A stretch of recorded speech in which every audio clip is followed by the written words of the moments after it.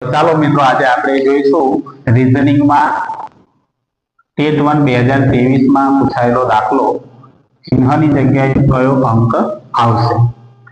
જ્યારે આ પ્રમાણે તમને આપેલું હોય તો કાં તો વર્ગ હોય, સરવાળો હોય, કાં તો બાદબાકી કરવાની આવતી હોય છે। તો અહીંયા 3 + 5 બરાબર 8 થાય તો 8 ના અડધા 4। 8 ના અડધા કેટલા થશે? 4 થશે। એવી જ રીતે 6 + 8, 8 ને 6 14, તો 14 ના અડધા આવશે 7।